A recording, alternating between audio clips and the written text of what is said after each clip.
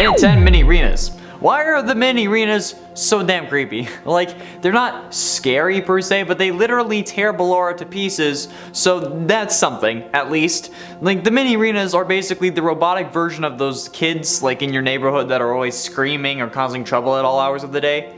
And like, you know, they go to a nearby school so that you literally always have to deal with them no matter what. Or they run down the street when you knock on their door to see their older brother, and then their family is so damn lazy that you have to take off after him running down the street and after him because his family's not going to do anything, even though it's literally a toddler running down the street in nothing but a diaper at 11 in the morning. And then you catch him in front of your other friend's house, and then you end up having that kid pull your hair, kicking and punching you all the way back to his house.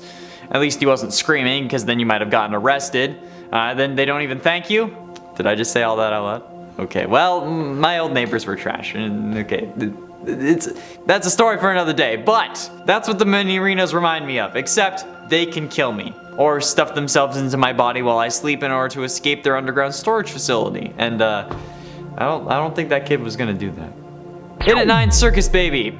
Let's move on to one of the deadliest animatronics in the game. Baby has a on-screen death count of 2. The first being William's daughter Elizabeth, and then the other being Henry as we see in FNAF World. But it's not just the ability to kill that's crazy, it's the incredibly advanced technology present inside this animatronic that's impressive. The ability to contain a whole child-grabbing claw, and then also a containment chamber for said child is pretty damn impressive, but also the ability to use pins on her body to change her appearance is also pretty nuts. Not to mention all of her other features like ice cream dispensing and balloons inflating at her fingertips. But all of this again is overshadowed by the absolute carnage Baby has the ability to wreak. Dare I say, let there be carnage. And honestly, that's probably just the tip of the iceberg for the animatronic, not even including the Fazbear Frights versions. And I know that this isn't a Minecraft video, but did you know that only 14% of people who watch these videos are actually subscribed? You could be watching our videos all the time and not actually know that you're not subscribed. So, if you do like these kinds of videos,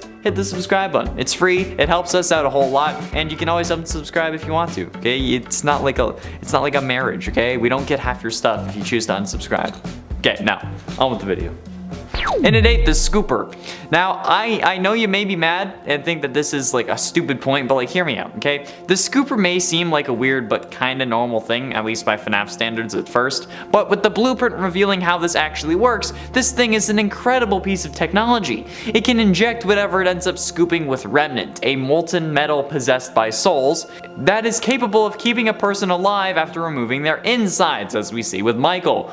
Replacing it, because, you know, he gets his innards replaced with innards, and then, like, you know, is able to walk around, and then after those robotic parts leave his body, he can still just chill. In essence, making him just a walking case of flesh. Unless it didn't actually remove anything and instead just opened him up and then had the animatronics go around his bones, but that would still require some serious juice to keep alive, and that's pretty damn impressive. But also horrifying, because while he may look more like he's just bruising, if the purple on Michael's skin is actually decay like some suggest, that Remnant injector is actually able to animate a dead corpse, in essence creating zombies, which would then start a zombie apocalypse, and that's been done to death, no pun intended, so you should all understand how bad of an idea that is, okay? Zombie apocalypses generally aren't good, especially animatronic-fueled zombie apocalypses created by intense agony-possessed metal that gets injected into someone's no-no square. And at 7, the Sun and Moon Drop Candy. The daycare attendant is a sun and moon-headed animatronic-themed thing, creepy dude that is consisting of 2 personalities that share the same vessel and security breach. The character is like a mascot for 2 candy brands though, and they go by the names of Sunny Drop Energizing Candy and Moondrop Sleepy Time Candy. These candies are actually how we figured out the name of the animatronic. But the animatronic, like he chills out in like the daycare, which is a whole other like question. But then as soon as the lights go off,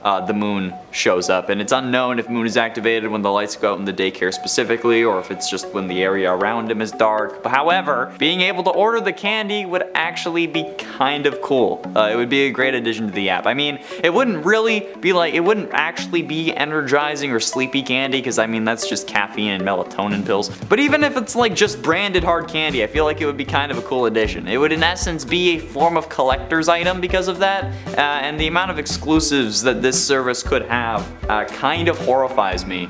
As someone who is constantly broke, the amount of exclusives. This is gonna be costly. I might have to give up literally my apartment for it. And it's 6 toys! There are so many toys in the FNAF universe that I don't even know. I don't even need to talk about security breach in this sense. In FNAF VR, there are a ton of prize counter items, okay? In this game, prizes are unlocked at the end of levels, okay? The player will open a present with a hand crank. It's kind of similar to a Jack-in-the-Box thing. Then you'll receive a random prize or a jump scare.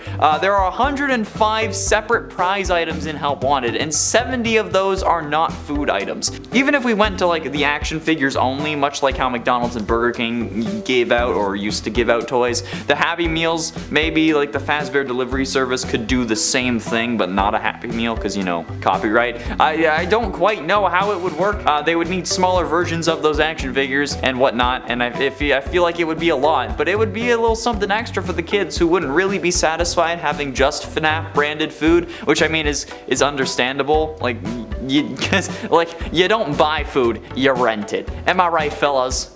Just me?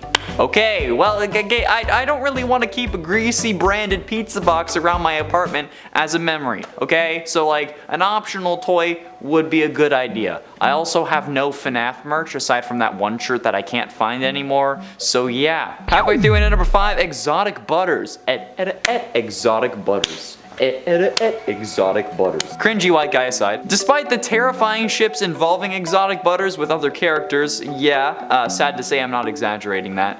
Exotic Butters X Entered is a real thing.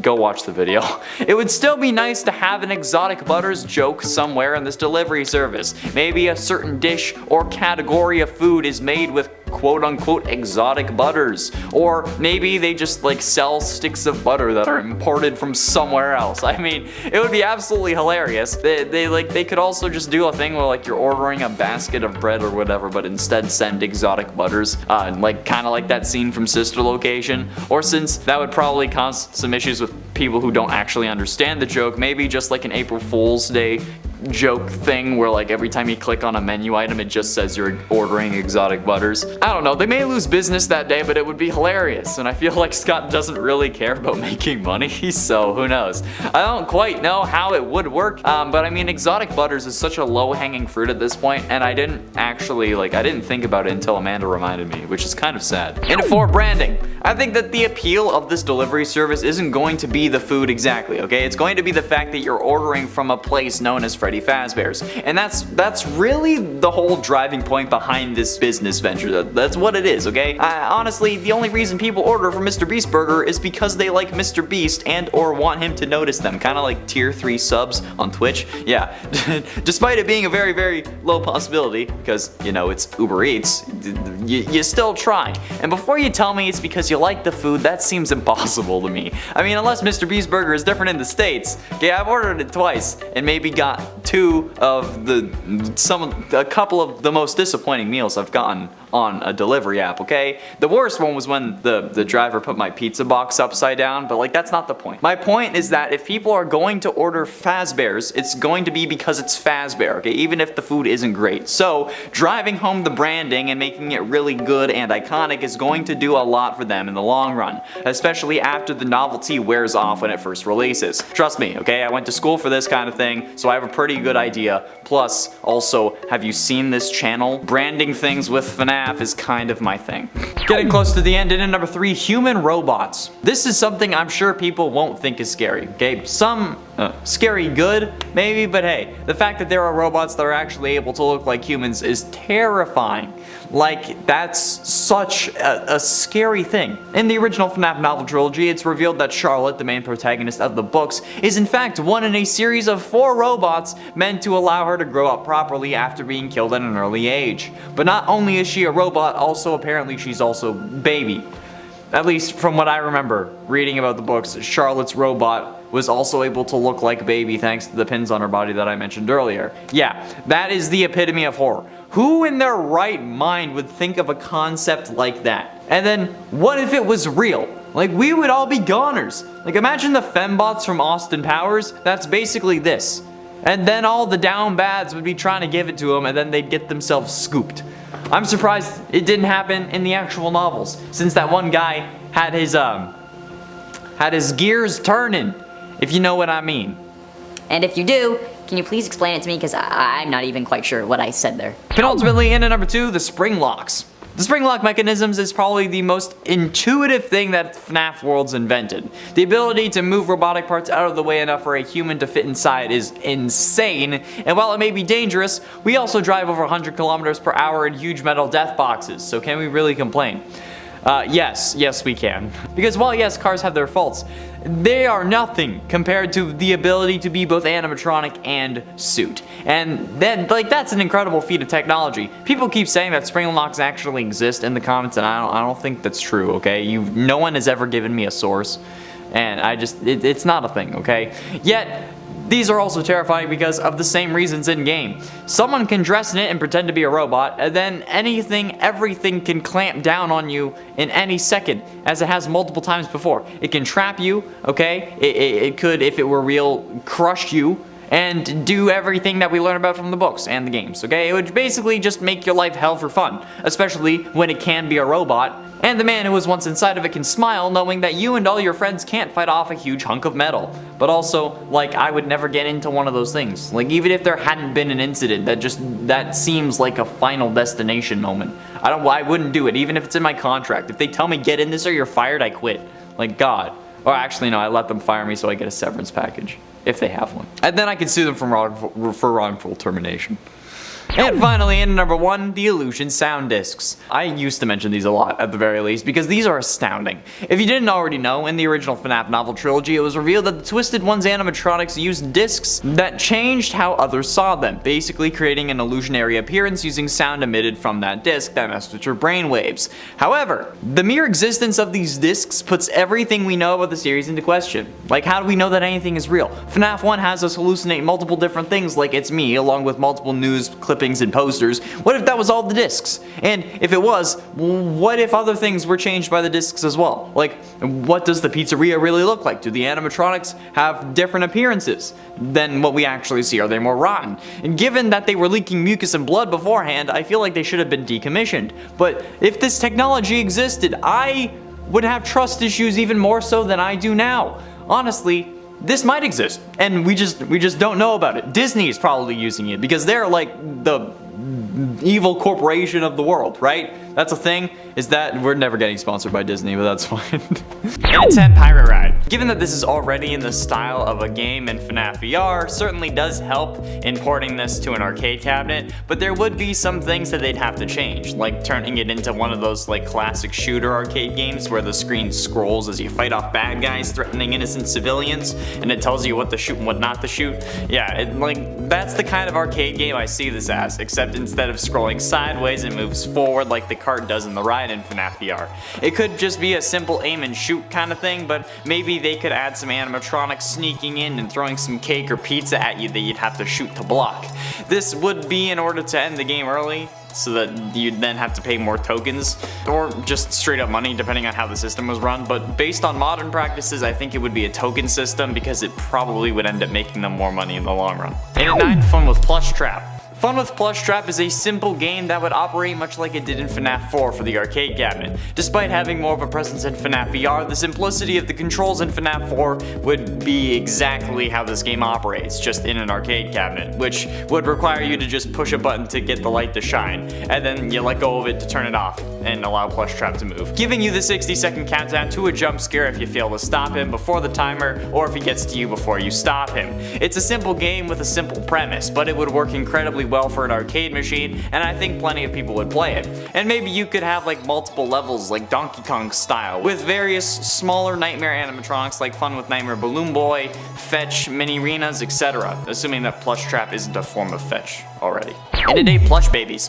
The 2 Plush Baby mini-games where you have to look around for the various somehow animated baby plushes before they get to you is an interesting concept that with some tweaking could work for an arcade cabinet. It would require a joystick as the spotlight following the joystick, you just move it around to move the spotlight, but it's something that I think would work kinda well, but it would have to be done right. I don't know exactly what done right would look like. I'm an ideas guy, okay, I'm not a programmer, but I'm sure that it wouldn't be that difficult to work out, I hope. It wouldn't be as detailed or scary as the main minigame minigame in FNAF VR, but it would still be something that would work decently well. It may not be the most popular game at the arcade, but that's why you have multiple levels, including the hard mode one and the DLC one in the pumpkin patch. Plus, that's why it's only number 8, because it would be harder to get done properly.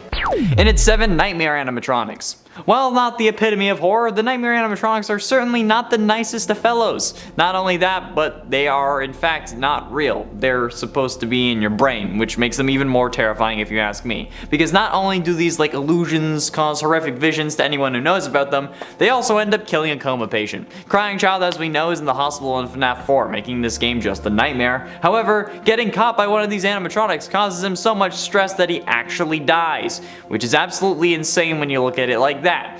These are so scary to him that it gives him a legit heart attack, or just makes his heart stop working entirely, since we know that's what happens instead of brain death at the end of the game, thanks to the flatline at the end, which is horrible and incredibly sad, but also terrifying. And at 6, the Twisted Ones. Well, the Twisted Ones do certainly seem to live up to their name. The Twisted Animatronics are these horribly disfigured creatures that get no love from their mother, unlike an ugly duckling. The thing is, these don't grow into swans. Instead, they use another bit of tech that I'll get into later to disguise themselves. They also dig deep into the ground and wait until the middle of the night to crawl out and then take kids who wander away from their mommies. This legit sounds like some urban legend that parents tell their kids to make sure they stay home or get home after dark. I mean, I don't really know what else to say about them.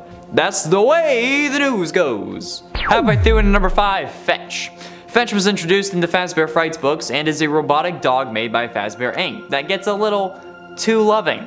So much so that it will actually brutally murder the girl you ask to homecoming, even though her dad is a supervillain. Sorry, Peter, but at least you won't have to feel bad about sending your dad to prison. Either way, a robotic dog that will kill anything you love is absolutely terrifying and should be taken care of as soon as possible. This is why you spay and neuter your animals, people. That's why The Price is Right would always say that. But in all seriousness, could you imagine if this thing was real? If you randomly started getting texts from a robotic dog that followed you home, that instead of bringing you dead birds or squirrels, instead brings you the bloody arm of your crush. That sounds like something the Winchesters would end up fighting after it was manifested by some, 7-year-old. Oh, that would, yeah. It's like how they find a body in one of those crime shows, like Bones, and they're like, oh, this robotic dog just found this rotting arm and then put it in my bed. That's Palant levels of crazy, and if you know, you know. And at 4, Lonely Freddy. Lonely Freddy already in a way has a parallel in our world, kind of. Like that trope where someone becomes your friend and then becomes more like you and then tries taking over your life. I feel like that's a thing, but maybe I dreamt that ages ago and forgot about it, but I mean, it's possible, but also just plain old identity theft is another version of Freddy, okay? Identity theft isn't a joke, Jim. A Lonely Freddy was introduced in the Fazbear Frights books and is basically meant to explain what psychic friend Fredbear is, but a robot that steals your body and then traps your consciousness into its original robot body. What the ever-loving hell? Why is that so goddamn terrifying, especially in concept? But what if it was actually a thing? Well, it's easy to say that we would just try to avoid them, but we wouldn't know that they exist. We would just be lonely kids dreaming about having friends and someone who doesn't hurt you when all of a sudden a robot wants to be our friend. It would be vicious and definitely would have gotten me when I was a kid. Hell, it could get me now. I legit wanted a robot friend because they wouldn't end up turning on me or something like that. And then here we go. Here's this. I just wanted someone to play games with. And if those people ended up not being people but instead robots, I would have been fine with it. That would have been fine with me. Except these would have taken over my body, so that would have kind of been a bummer. But that begs the question, when you get put inside the Lonely Freddy, would you then get the ability to take over another person's body, or would you just be trapped in there permanently? Either way, it's terrifying, but I want to know. Getting close to the end in number 3, Deliver Pizzas. The mini game that opens FNAF 6 isn't like anything else we've seen. Okay, well, it's kind of like Take Cake, but this time you're throwing pizzas at kids' screaming faces, and honestly, I love that idea. The fantasy of throwing a pizza in the screaming kid's face has been present ever since those little buggers in my old building bounced their basketball off my door and made my dog go absolutely nuts. But even without my secret thoughts, this would still be a fun arcade game, and I'm not letting you fight me on this. The difficulty of the game is already defined even even before the real FNAF 6 started, and it was cool. But then throw in added difficulty of it being a full game and you have a whole new experience. At least, I think it would be at least, so can't be sure unless we try. Penultimately, in at number 2, Midnight Motorist. Midnight Motorist is another one of those games that you could test in FNAF 6 that just feels right. The game is pretty simple, but it's certainly exactly what we need in an arcade cabinet at a pizzeria. A game for the short attention span of a child. You simply drive around until you run into 3 things, then boom, it's game over. You get tickets based on how far you went, or it's one of those lame ones where you don't get tickets at all because there's no feasible way to calculate that, which would also be kind of understandable. Or you just get 3. You know the ones I'm talking about. Midnight Motorist would make a good arcade game aside from the whole yellow guy mustard man debacle, so cut that part out and you're in the money, baby. Go forth and collect the king's tax of tickets and tokens. And finally, in at number 1, Fruity Maze. Fruity Maze, I think, was the obvious first choice here because while yes, the game does progressively get darker, it doesn't have to. You can stick to the original level 1 Fruity Maze motif, add a proper goal or objective, and then have a weird FNAF version of a Pac-Man style game. Boom, you're done. Just don't make it depressing and allow the player to continue as long as they can, just like a normal Pac-Man game would work, and you're good. And you're golden. Golden Bonnie, dare I say.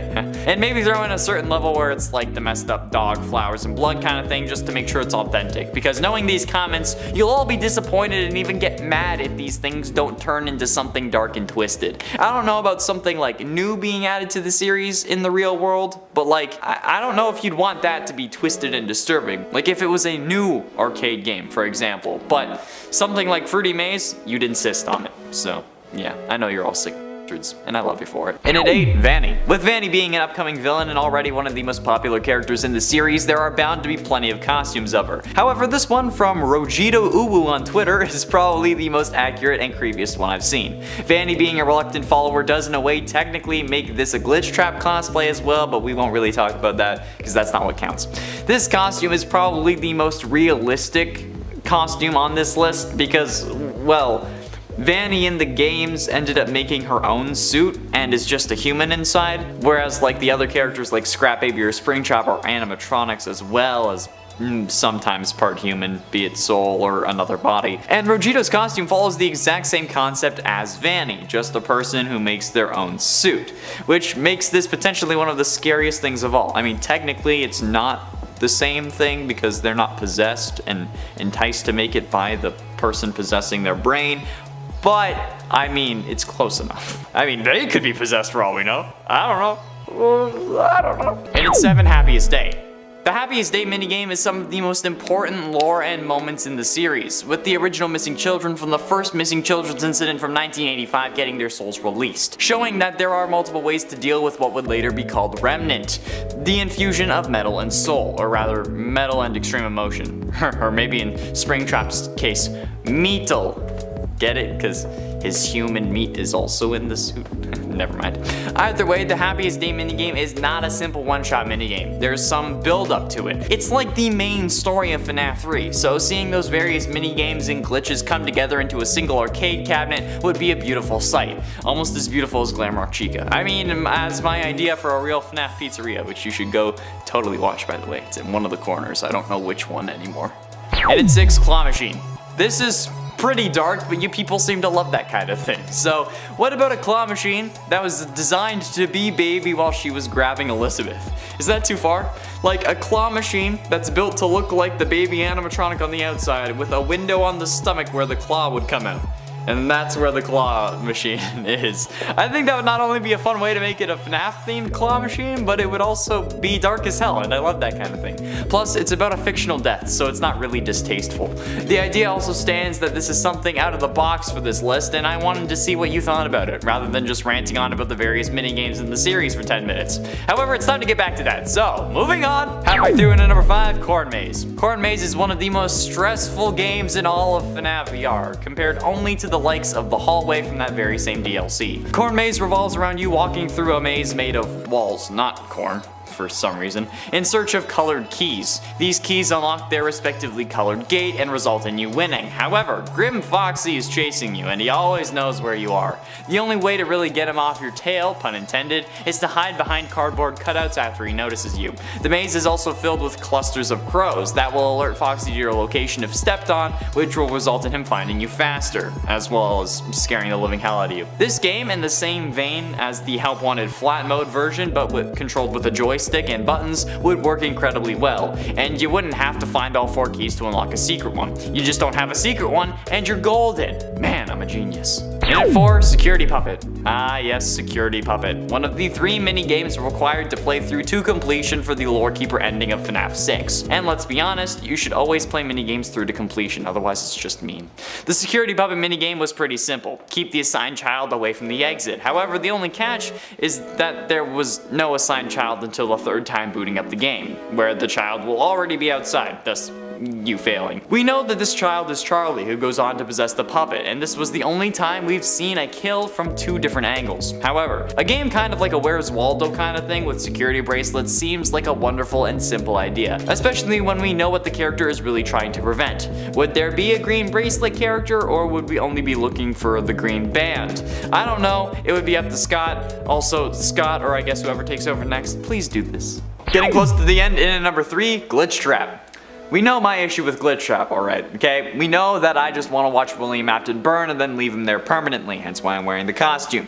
But I want him to actually be in hell and then stay there while we move on with another killer or something else in the series, please, for God's sake, Scott. I hate this always comes back thing that he's got going on. And despite being dressed as Purple Guy, I want William dead. So, when I saw this frighteningly realistic looking Glitchtrap costume, my nerves hit an all-time high. I think the sheer simplicity of the Glitchtrap suit is certainly something that makes this a creepy costume, since the stitches are very accentuated here. They're very clear on this version. Like, it might be like the higher contrast than like the actual suit in the games, because like you know that they're there, but you can't really tell. But like, either way, this is creepy. Plus, again, it's another version of William Goddamn Afton, who already haunts my nightmares. So what the heck, Zombunny Creations, again, on Twitter this time. Why do you gotta do this to me? Huh? Why?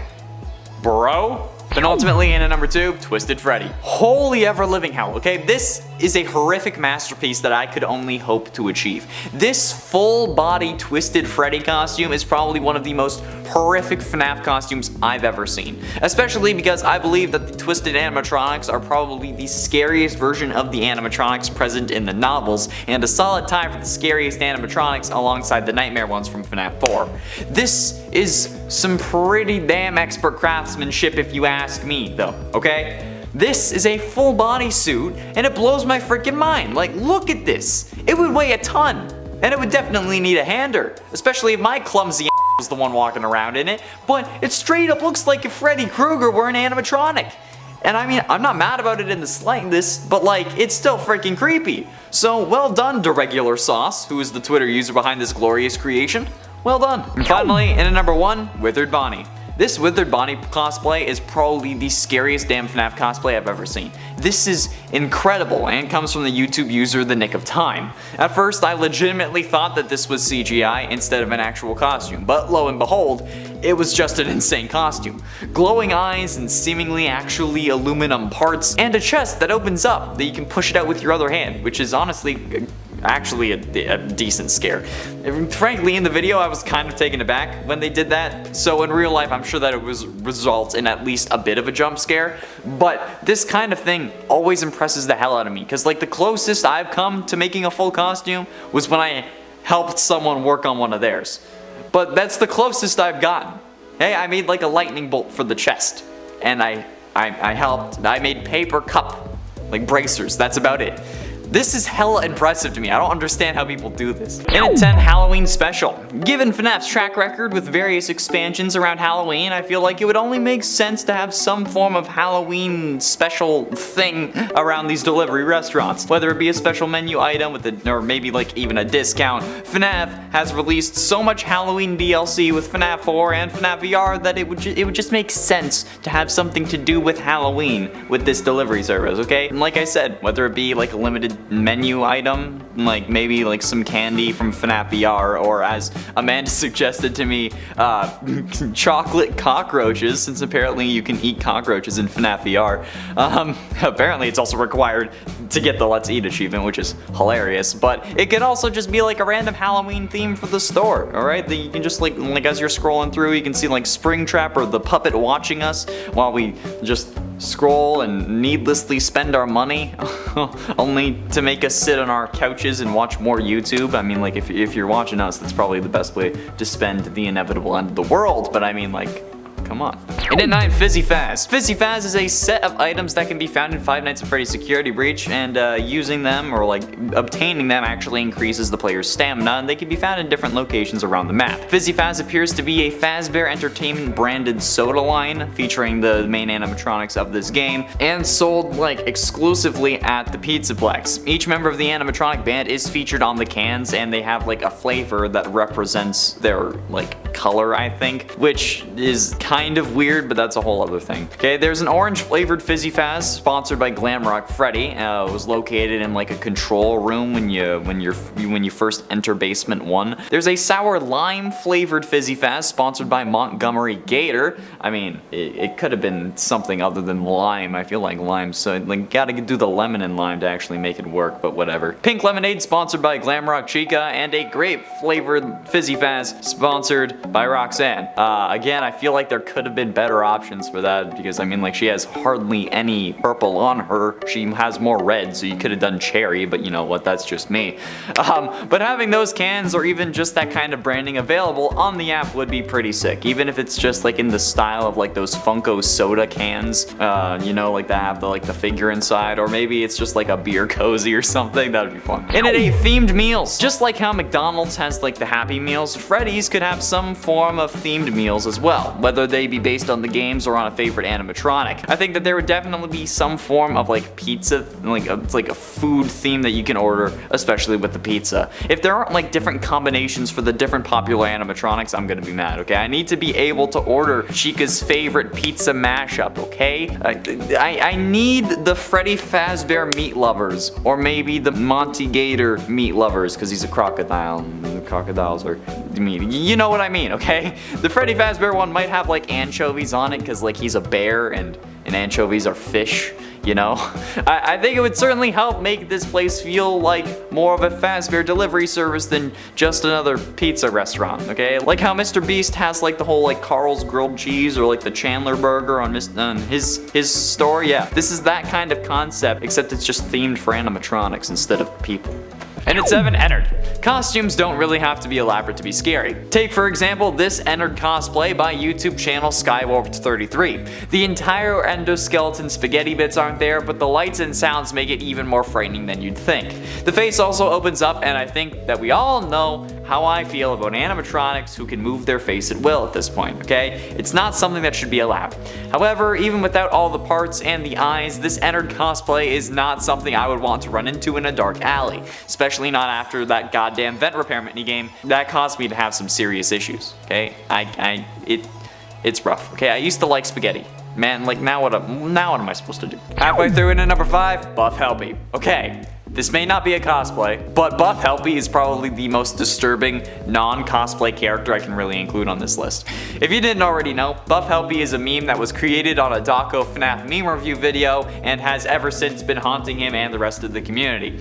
Don't get me wrong, okay? I love Helpy. But this Buff Helpy meme has generated a whole load of Buff FNAF character ideas, and it terrifies me now. There's nowhere is safe from these creations. If you look up any character, you're bound to find a buff version of them at some point. You just need to scroll down enough, okay? It's one of the rules of the internet, okay? Same thing with what happens to Chica. But no matter what, this is just some psychological torment that I wouldn't wish this on my worst enemy, actually. But I'm talking about it because, like, it's Halloween, and the world is currently my worst enemy, so if I have to look at this thing on a regular basis when I'm writing these goddamn lists, you have to look at it for this one number, okay? One number. That's all I ask. And at 4, Nightmare. I've said it before, and I'll say it again. Nightmare is the scariest animatronic from the games, hands down. This guy will get me every time, and it's one of those reasons I just refuse to play FNAF 4. The other is Nightmare Fredbear, but at least I don't have to deal with them in real life, right? They're only a nightmare character created in the mind of a coma patient in a video game, right? Well, guess again. Thanks to Bunny Creations on Amino Apps, we get both Nightmare and Nightmare Fredbear. Ironically, Nightmare Fredbear is played by their twin sister. And I mean, it's ironic because, well, Elizabeth Afton is sometimes presumed to be Crying Child's twin sister. Anyway, these absolute hulking costumes are going to make me drop a load of my pants. Like, if I saw this in real life, holy crap. Like, imagine actually living in a house that is at least kind of laid out like the one from FNAF 4. And then your kids want to play a prank on you. My grandparents' house is kind of laid out like this. It's not as simple as just 2 halls on either side of the room.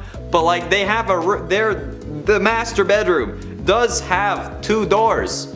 So theoretically, that's something that can be reenacted there. I don't want to do that. No. Getting close to the end in number 3, good food. However, personally, I would like to see actually good food come out of the delivery service. But I'm gonna be honest, I don't really have high hopes for it. I am pretty skeptical, mostly because they're just menu items that the restaurant that is doing this will also start making. And since the quality of those items is only associated with the virtual dining concept store, being Fazbear delivery service, instead of actually the restaurant that's making it, they can probably get away with slacking. Since if the quality of, let's say, your Mr. Beast burger isn't the greatest, I'm thinking, oh, I'm not going to order from Mr. Beast burger again, despite it being the Wendy's that made it. So in my head, I'm like, yeah, I can order from Wendy's, but let's avoid Mr. Beast burger despite them being literally the same kitchen. Do you see what I'm saying? So, like, I'm hoping that these restaurants are actually end up making this, like, that make the food will be making enough from it that they actually want to have it be good quality,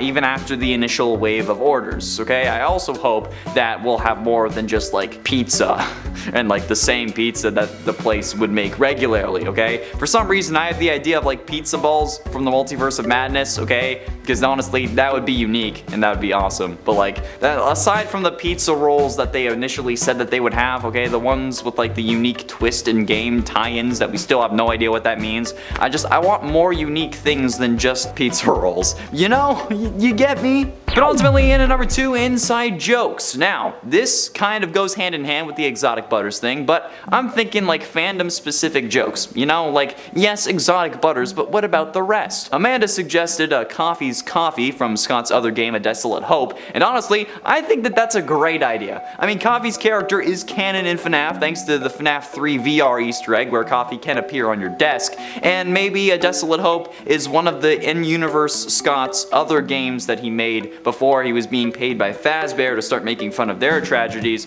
So I think that it would absolutely be possible and funny to include that as a bit of a nod to the fans. There are also plenty of other jokes that they could reference, be it in the packaging or other products. Obviously, there were the ones that we mentioned previously, pizza for the main cast of the animatronics, toys that could have some jokes as well, like maybe a Buff Helpy toy, which would be actually terrifying. Please don't do that. There are like, even if some of the boxes have like Toy Freddy being aggressive or something, I think that those would be a great way to help make the fans feel like they're getting a little bit of extra value out of their order because they know the series. Otherwise, like, what's the point of being invested in it if there's no jokes or hints to pick up on, you know? Like, kind of like a relationship, because all those have gone so well for me. I know what I'm talking about. Yeah, giant flashing sarcasm sign, and like the gif from Big Bang Theory, you know? And finally, in at number 1, secret lore. I think finally the thing that we all want is for there to be some kind of secret lore that is going to be revealed with these restaurants. Like maybe a secret code here and there, or maybe they end up revealing who caused the bite of 87 for real, or finally confirm that Crying Child is the one you should not have killed because no one believes me. But no matter what way you slice it, I think that we're all hoping for and even kind of expecting some secrets to come out of these restaurants. I mean, we got it with the Fazbear Frights books, we got it with the sister location toys because, you know, you bought them all and they all made Ennard. We even got it with the goddamn survival logbook. So, especially in lieu of this being discovered after MatPat suggested a potential FNAF ARG, I think we're all going to be surprised if this has nothing to do with that possibility. Honestly, I'm fairly certain that the only reason the Twitter account was revealed despite joining in January of 2021 was because of this leak and because people found out, okay? They were certainly going to be more delayed before revealing, suggesting that this was probably going to open in 2023, which also just so happens to be the time that Fazbear's Fright opens in Universe, the location we explore in FNAF 3, which, if you thought was opening later or earlier than that, I hope that this confirms the time frame for you, but like, these things aren't a coincidence. Not with Scott, not with the man who released the second FNAF game 87 days after the first, assuming that the first one would fail. No way, unless I'm crazy, which is entirely possible.